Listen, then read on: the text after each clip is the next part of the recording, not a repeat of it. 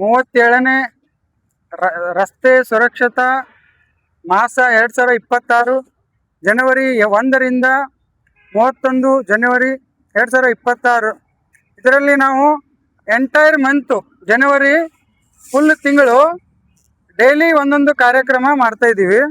ಇವತ್ತು ಅದೇ ರೀತಿ ನಮ್ಮ HG infra engineering limited company ವತಿಯಿಂದ ನಾವು ಇವತ್ತು IMT ಟೀಮ್ ಇನ್ಸಿಡೆಂಟ್ ಮ್ಯಾನೇಜ್ಮೆಂಟ್ ಟೀಮ್ಗೆ ಮಾಕ್ ಡ್ರಿಲ್ ಮಾಡ್ತಾ ಇದ್ದೀವಿ. ರಿಹರ್ಸಲ್ ಇವಾಗ ಏನಾದರೂ ಆಕ್ಸಿಡೆಂಟ್ ಆದಾಗ ಆವಾಗ ನಮ್ಮ ಪೆಟ್ರೋಲಿಂಗ್ ಟೀಮು ಆಂಬ್ಯುಲೆನ್ಸ್ ಟೀಮು ಯಾವ ಥರ ರೆಸ್ಪಾಂಡ್ ಮಾಡುತ್ತೆ, ಆ ವಿಕ್ಟಿಮ್ಗೆ ಯಾವ ಥರ ಹ್ಯಾಂಡಲ್ ಮಾಡುತ್ತೆ ಅದನ್ನೇ ನಾವು ಇವಾಗ ಕಂಡಕ್ಟ್ ಮಾಡ್ತೀವಿ ಮಾಕ್ ಡ್ರಿಲ್. ಇದರಲ್ಲಿ ಈ ಮಾಕ್ ಡ್ರಿಲ್ಲಲ್ಲಿ ನಾವು ಲೂಪ್ ಹೋಲ್ಸ್ ಲ್ಯಾಪ್ಸಸ್ ಭಾಳ ನೋಡಿದ್ವಿ. ಭಾಳ ಇವಾಗ ನಾನು ಲ್ಯಾಪ್ಸಸ್ ಅಂದರೆ ಫಸ್ಟ್ ಲೋಪದೋಷಗಳು. ಇದರಲ್ಲಿ ಆಕ್ಸಿಡೆಂಟ್ ಆದಾಗ ಒಂದು ಕ್ಯಾಂಪರ್ ಇದ್ದಿದ್ದು ಬೈಕ್ ಹಿಟ್ ಮಾಡಿತ್ತು. ಅವಾಗ ಒಬ್ಬರು ಫೋನ್ ಮಾಡಿದ್ರು ಪೆಟ್ರೋಲಿಂಗ್ಗೆ 103 ಪೆಟ್ರೋಲಿಂಗ್ಗೆ ಫೋನ್ ಮಾಡಿದಾಗ ನೀವು ಬಂದ ತಕ್ಷಣ ವೆಹಿಕಲ್ ಅದು ಆಕ್ಸಿಡೆಂಟ್ ಆಗಿರ್ತದಲ್ಲ, ಆ ಆಕ್ಸಿಡೆಂಟ್ ವೆಹಿಕಲ್ ಹಿಂದೆ ಪಾರ್ಕ್ ಮಾಡಿ ಅದರ ಹಿಂದೆ ಕೋನ್ ಹಚ್ಚಬೇಕು. ನೀವು ಸೇಫ್ಟಿ ಬ್ಯಾರಿಗೇಡ್ ಮಾಡಬೇಕು. ಅದರಲ್ಲಿ 2 ಜನ ಇರ್ತೀರಾ, ಒಬ್ಬ ಡ್ರೈವರು ಇನ್ನೊಬ್ಬ ಗಾರ್ಡು. ಡ್ರೈವರ್ನ ಕರ್ತವ್ಯ ಏನು, ಅವನು ಹೇಳಿದ ತಕ್ಷಣ ಆ ಗಾಡಿ ಹಿಂದೆ ಪಾರ್ಕ್ ಮಾಡಿ ಇಂಡಿಕೇಟರ್ ಎಲ್ಲ ಹಚ್ಚಿ ಅವನ ಕೆಲಸ ಏನು ಸೇಫ್ಟಿ ಬ್ಯಾರಿಗೇಡ್ ಮಾಡೋದು. ಗಾರ್ಡ್ ಇದ್ದವರು RPO ರೂಟ್ ಪೆಟ್ರೋಲಿಂಗ್ ಆಫೀಸರ್ ಬಂದವರು ಇಲ್ಲಿ ಆಕ್ಸಿಡೆಂಟ್ ಯಾವ ಥರ ಆಯಿತು ಏನಾಯಿತು ಇದನ್ನೇ ನೋಡಬೇಕು. ಇನ್ ಕೇಸ್ ಎಮರ್ಜೆನ್ಸಿ ಇದ್ದರೆ ಮೇಜರ್ ಇನ್ಸಿಡೆಂಟು, ಏನಾದರೂ fatality, major incident, minor incident ಏನು ಇದ್ರೂ ಕೂಡ ಆಂಬ್ಯುಲೆನ್ಸ್ಗೆ ಫೋನ್ ಮಾಡಬೇಕು ಮತ್ತು ಪೊಲೀಸ್ಗೆ ಇನ್ಫಾರ್ಮ್ ಮಾಡಬೇಕು. ಓಕೆ, ಇಮಿಡಿಯೇಟ್ ಮೇಜರ್ ಇನ್ಸಿಡೆಂಟ್ ಇದ್ದರೆ ಇಮಿಡಿಯೇಟ್ ಆಂಬ್ಯುಲೆನ್ಸ್ಗೆ ಫೋನ್ ಮಾಡಿದ ತಕ್ಷಣ ಆಂಬ್ಯುಲೆನ್ಸ್ದವರು ಬರ್ತಾರೆ.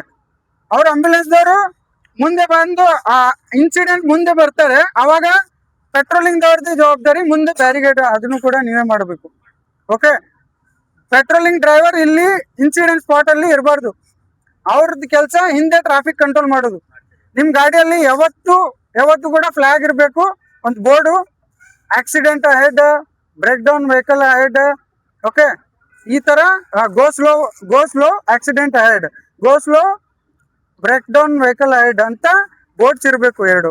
ಅದರಲ್ಲಿ ಯಾವುದೋ ಒಂದು ಬ್ರೇಕ್ ಡೌನ್ ಆಗಿರ್ತದೆ, ಒಂದು ಆಕ್ಸಿಡೆಂಟ್ ಆಗಿರ್ತದೆ, 2ರಲ್ಲಿ ಒಂದು ಆಗಿರ್ತದಲ್ಲ.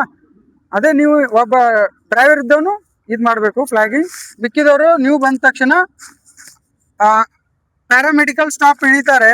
ಇಳಿದ ತಕ್ಷಣ ಅವರು ಪೇಷಂಟ್ ಕಂಡೀಷನ್ ನೋಡಬೇಕು. ಪೇಷಂಟ್ ಕಂಡೀಷನ್ ಅವ್ರದ್ದು ಮೈನರ್ ಇದೆಯಾ ಮೇಜರ್ ಇದೆಯಾ, ಓಕೆ, ಯಾವ ಥರ ಅಂದರೆ ಚೆಕ್ ಮಾಡಬೇಕು.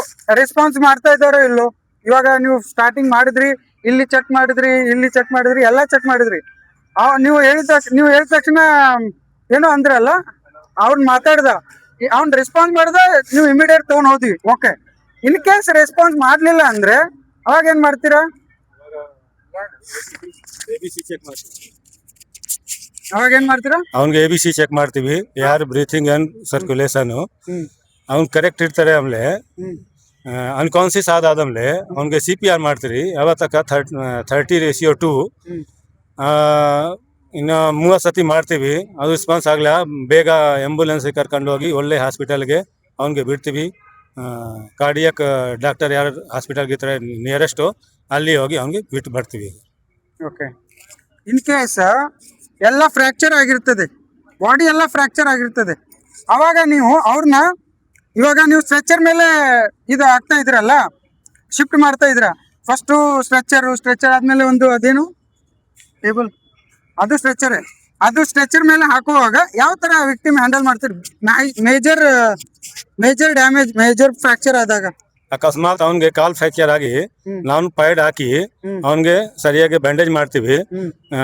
ಕಾಲು ಯಾವ ಥರ ಮೂವ್ ಆಗಬಾರ್ದು, ಸ್ಟೇಟ್ ಇರಬೇಕು. ಆಮೇಲೆ ನಿಧಾನಿಗೆ ನಮ್ಮ ಕಾಯಿಗೆ ಆಮೇಲೆ ಡ್ರೈವರ್ ಇರ್ತಾರೆ, ಅವ್ನ ಕಾಯಿಗೆ ಆಗಲಿ ಅಂದರೆ 2-3 ಜನಗೆ ಕರಿತೀವಿ. ಅವ್ನು ಬಂದಾದ್ಮೇಲೆ ಲಿಫ್ಟಿಂಗ್ ಮಾಡಿ ಒಳ್ಳೆ ಆರ್ಥೋಪೆಟಿಕ್ ಹಾಸ್ಪಿಟಲ್ಗೆ ಕರ್ಕೊಂಡು ಹೋಗಿ ಅಲ್ಲೇ ಡಾಕ್ಟರ್ಗೆ ತೋರಿಸ್ಬಿಡ್ತೀವಿ. ಓಕೆ, ಬಾಡಿ ಎಲ್ಲ ಇವಾಗ ನೀವು ಅನ್ಕಾನ್ಶಿಯಸ್ ಇದ್ರೆ ಸಿ ಪಿ ಆರ್ ಮಾಡ್ತೀನಿ ಅಂದ್ರಿ, ಅವಾಗ ಬಾಡಿಯಲ್ಲಿ ಲಂಗ್ಸ್ ಎಲ್ಲ ಡ್ಯಾಮೇಜ್ ಆಗಿರ್ತವೆ. ನೀವು ಸಿ ಪಿ ಆರ್ ಮಾಡುವಾಗ ಪ್ರೆಸ್ ಮಾಡ್ತೀರಲ್ಲ, ಪ್ರೆಸ್ ಮಾಡುವಾಗ ಲಂಗ್ಸ್ ಆಲ್ರೆಡಿ ಫ್ರಾಕ್ಚರ್ ಆಗಿರ್ತದೆ, ಅವಾಗ ಏನ್ ಮಾಡ್ತೀರಾ? ಅವಾಗ ನಾನು ಫಸ್ಟ್ ಚೆಕ್ ಮಾಡ್ತೀವಿ ಅವನಿಗೆ ಬ್ರೀತಿಂಗ್ ಯಾವ ತರ ಇದೆ, ಹ್ಮ್ ಬ್ರೇಕ್ ಬರ್ತಾರೆ, ಇಲ್ಲಾಂದ್ರೆ ಲಂಗ್ಸ್ ಇಫೆಕ್ಟ್ ಇದೆ.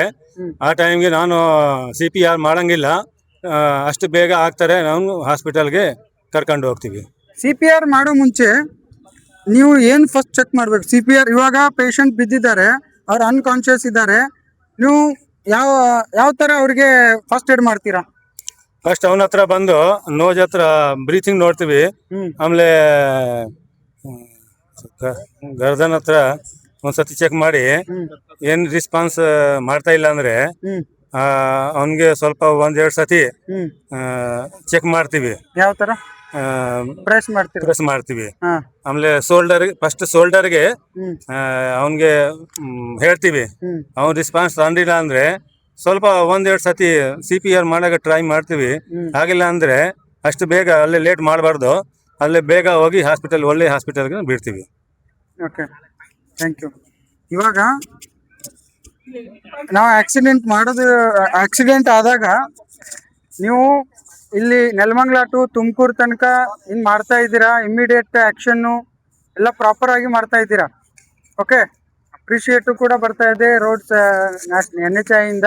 ಬಟ್ ಇನ್ನೂ ಆಕ್ಸಿಡೆಂಟ್ ಆದಾಗ ಇನ್ನೂ ಬೆಟರ್ ಮಾಡಬೇಕು, ನೀವು ಇನ್ನೂ ಫಾಸ್ಟಾಗಿ ಮಾಡಬೇಕು. ಮತ್ತು ಇದು ಮಾಡೋ ಉದ್ದೇಶ ಏನಂದರೆ ರಿಯಲ್ ಟೈಮ್, ಅಂದರೆ ಒಬ್ಬ ಪೇಷಂಟ್ಗೆ ನಾವು ಯಾವ ಥರ ಇವಾಗ ನಾವು ಏನೇನು ಮಿಸ್ಟೇಕ್ ಮಾಡಿದೀವಲ್ಲ, ಆ ಮಿಸ್ಟೇಕ್ ರಿಯಲ್ ಟೈಮಲ್ಲಿ ಆಕ್ಸಿಡೆಂಟ್ ಆದಾಗ ಆಗಬಾರ್ದು. ಅದಕ್ಕೆ ನಾವು ಮಂತ್ಲಿ ಮಾಡಬೇಕಿದು ರಿಹರ್ಸಲ್, ಇದಕ್ಕೆ ಮಾಕ್ ಡ್ರಿಲ್ ಅಂತೀವಿ. ಮಂತ್ಲಿ ನಾವು ಯಾವ ಥರ ಬೆಟರ್ ಮಾಡ್ಬೋದು, ಎವ್ರಿ ಮಂತ್ಲಿ ನೀವು ಕೂಡ ಪೆಟ್ರೋಲಿಂಗ್ ತುಮಕೂರು ಟೀಮ್ ನೀವು ಕೂಡ ಅಲ್ಲಿ ಮಾಡಬೇಕು. ನಾವು ಬರ್ತೀವಿ ಮಾಕ್ ಡ್ರಿಲ್ಗೆ, ನಾವು ಬರ್ತೀವಿ ಅಲ್ಲಿ ಮಂತ್ಲಿ ಮಾಡೋಣ. ನೀವು ಮಾಡ್ರಿ, ಇಲ್ಲಾಂದ್ರೆ ಒಟ್ಟಿಗೆ ಸೇರಿ ಮಾಡೋಣ monthly. Okay, thank you sir.